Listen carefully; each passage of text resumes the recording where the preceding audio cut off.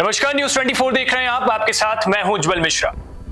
UP में seat बंटवारे को लेकर इंडिया गठबंधन के बीच ऊंट किस करवट बैठेगा, ये तो आने वाला वक्त ही बताएगा।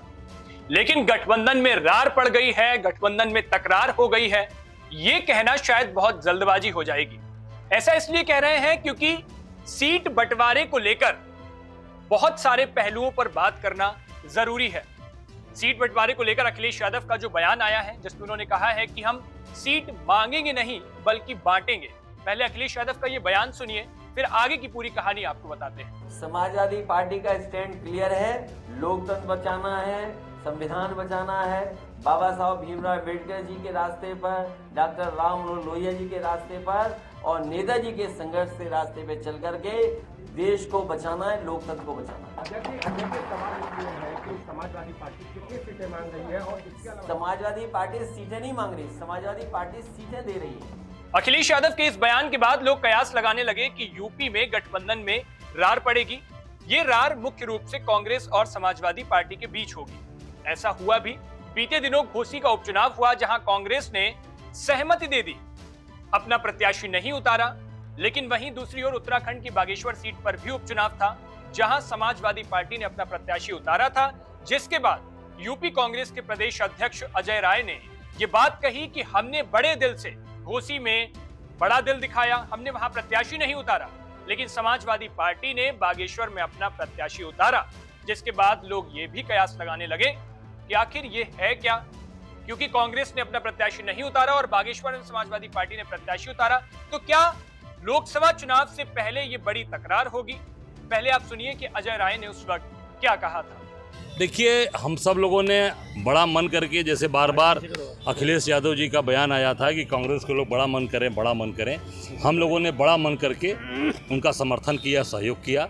और कांग्रेस का एक एक कार्यकर्ता, आप सब लोगों ने देखा होगा, हमारा एक एक कार्यकर्ता केवल मऊ का ही नहीं, मऊ, आजमगढ़, गाजीपुर, गोरखपुर, कई जिले के कार्यकर्ता दिन रात आकर मेहनत किए और घोसी में इंडिया गठबंधन का चुनाव जीता। बड़ा मन करने से क्या सीटों का बंटवारा नहीं, मैं जो पूरी बात हो जाने दें, ये जीता। और हम सब लोग अपने इंडिया गठबंधन के जो प्रत्याशी रहे उनको हम लोगों ने निश्चित तौर से कांग्रेस पार्टी ने पूरा समर्थन करके सुधाकर सिंह को जिताया। क्यों? क्योंकि स्थितियां ऐसी रही हैं, पूरे समाज के अंदर लोग परेशान हैं। इन सब को देखते हुए कांग्रेस ने निर्णय लिया कि हम लोग इंडिया गठबंधन को यहाँ पर समर्थन, कांग्रेस का उनको पूरा समर्थन, समाजवादी पार्टी को। लेकिन समाजवादी पार्टी की बात आपने कहा, मैं उसको कहना चाहूँगा, लेकिन यही उपचुनाव उत्तराखंड में बागेश्वर में हुआ, वहाँ समाजवादी पार्टी ने कांग्रेस प्रत्याशी के खिलाफ अपना प्रत्याशी उतारा, जिसकी वजह से इंडिया गठबंधन का प्रत्याशी हमारा बागेश्वर में चुनाव, हमारा वहाँ का बागेश्वर का प्रत्याशी 16 वोट से हार गया और समाजवादी पार्टी का प्रत्याशी 22 वोट पाया। तो ये बड़ा मन कांग्रेस दिखा रही है, कांग्रेस सबको लेकर चल रही है। अब ये उनकी सोच है, वो हमारे साथ रहेंगे या क्या करेंगे, वो मेरा यहाँ पर स्वागत करेंगे। मेरा जहाँ मैंने देखा आम जनता की आवाज़, उस पर हम लोगों ने घोसी में उसका समर्थन किया, उनको चुना। अब अजय राय और अखिलेश यादव के बयानों की अगर तुलना की जाए तो अखिलेश यादव ने जिस तरह से कहा है और सीट बंटवारे को लेकर जो बात चली है, तो समाजवादी पार्टी यूपी में मुख्य रूप से चुनावी मैदान में उतरेगी। वहीं कांग्रेस पार्टी अपनी पुरानी जमीन तलाशने की शुरुआत कर रही है। कांग्रेस ने इसके लिए 3 फॉर्मूले को रखा है, यानी यूपी को 3 कैटेगरी में डिवाइड किया है, ए, बी और सी। ए कैटेगरी में कांग्रेस ने 30 सीटें रखी हैं, जहां पर वह मुख्य रूप से मजबूती के साथ चुनाव लड़ेगी। यहां पर अपने बूथ प्रभारियों से मुलाकात भी हो गई, उनके साथ मीटिंग भी हो गई और पूरी तैयारियां जमीनी स्तर पर शुरू कर दी गई हैं। वहीं जो बी कैटेगरी में सीटें रखी गई हैं, वो लगभग 30 सीटें हैं, जहां पर कांग्रेस पार्टी ने पिछले चुनावों में सम्मानजनक सीटें पाई थी, उन पर फिर से और मजबूती के साथ चुनाव लड़ने की बात कही जा रही है।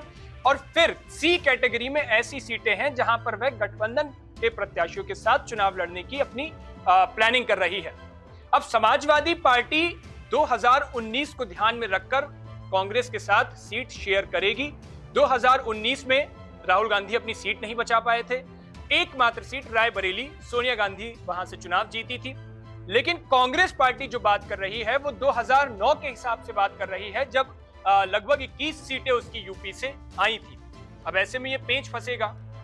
इस सीट शेयरिंग की बात और अखिलेश यादव के बयानों पर अगर गौर किया जाए तो आपको पिछला, यानी अखिलेश यादव ने ऐसा क्यों कहा और क्यों ये मौन तलखी बढ़ेगी, इसके पीछे की वजह है लोकसभा चुनावों से पहले होने वाले विधानसभा चुनाव। राजस्थान, मध्य प्रदेश, छत्तीसगढ़, तेलंगाना, यहां पर चुनाव होने हैं। राजस्थान की अगर बात करें तो समाजवादी पार्टी वहां पर 4 से 5 सीटें मांग रही है। अलवर भी उसको चाहिए क्योंकि वहां पर ओबीसी वोटर ज्यादा हैं। ऐसा 2018 विधानसभा चुनावों में हुआ भी था जब समाजवादी पार्टी ने कांग्रेस के साथ गठबंधन किया था और उसको सीटें मिली थी, 3 सीटें मिली थी, जिसके बाद समाजवादी पार्टी ने चुनावों से ऐन वक्त पहले इस गठबंधन को तोड़ा था और वहां से फिर चुनाव नहीं लड़ी थी। इस बार भी ऐसी बात हो रही है। वहीं छत्तीसगढ़ की बात करें तो छत्तीसगढ़ में 90 सीटों की विधानसभा वाली छत्तीसगढ़ से कांग्रेस को 3 से 4 सीटें चाहिए। और वहीं एमपी की अगर बात करें तो एमपी में भी समाजवादी पार्टी, क्योंकि 2003 में 7 सीटें जीती थी, 2018 में 1 सीट निकली थी, तो जहां पर यूपी की सीमा से जो जिले लगते हैं, जहां पर समाजवादी पार्टी अपना मजबूत किला समझती है, वहां पर वो प्रत्याशी उतारने की तैयारी में है। और उसी के साथ तेलंगाना में चूंकि केसीआर अभी इंडिया गठबंधन के साथ नहीं है, हालांकि वो एनडीए के साथ भी नहीं है, लेकिन अखिलेश यादव से ताल्लुकात उनके बहुत अच्छे हैं, तो ऐसे में वो एक सीट भी, वो बात भी अलग हो गई। लेकिन ये जो 3, जहां पर राजस्थान और छत्तीसगढ़ में कांग्रेस की अभी मौजूदा सरकार है, छत्तीसगढ़ को लेकर कांग्रेस पूरी तरह से आश्वस्त है और उसी के साथ मध्य प्रदेश में भी कांग्रेस आश्वस्त है। राहुल गांधी खुद कह चुके हैं कि राजस्थान में मुकाबला कांटे का होगा, कड़ी टक्कर होगी। तो ऐसे में समाजवादी पार्टी को ये सीटें भी चाहिए होंगी। अगर उन पर कुछ बात बनती है, फिर यूपी में समाजवादी पार्टी कांग्रेस के साथ बैठकर फिर उसकी बात मानेगी, फिर उसकी सीटों पर सुनेगी। अब इसी के साथ एक सबसे अहम बात जो है वो बसपा का है, मायावती की बात है। देखिए, जब इंडिया गठबंधन बना था उस वक्त ये साफ बात कही गई थी कि इस गठबंधन का मूल उद्देश्य जो होगा वो मौजूदा बीजेपी सरकार नरेंद्र मोदी को हटाना, गद्दी से होगा इसका मुख्य उद्देश्य।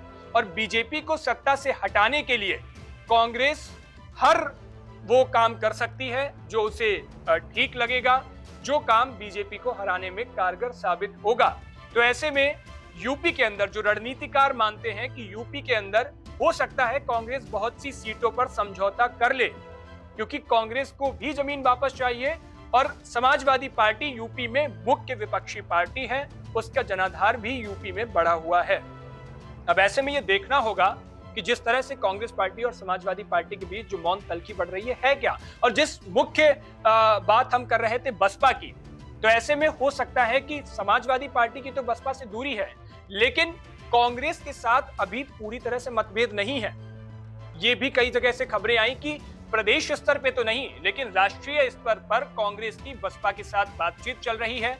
खबर ये भी सामने आई थी कि प्रियंका गांधी ने बसपा प्रमुख मायावती से फोन पर बातचीत भी की है। हालांकि कोई पुष्टि नहीं है इसकी, कोई पुख्ता जानकारी नहीं है, दोनों में से किसी भी पार्टियों ने कहीं भी औपचारिक रूप से इसका ऐलान भी नहीं किया, लेकिन ये खबर थी। सही है या गलत की बात है, लेकिन ये बात है कि राष्ट्रीय स्तर पर बातचीत चल रही है। ऐसे में अगर समाजवादी पार्टी को नकारा जाता है तो कांग्रेस बसपा के साथ मिलकर कुछ सीटों पर अपने डमी कैंडिडेट उतार सकती है।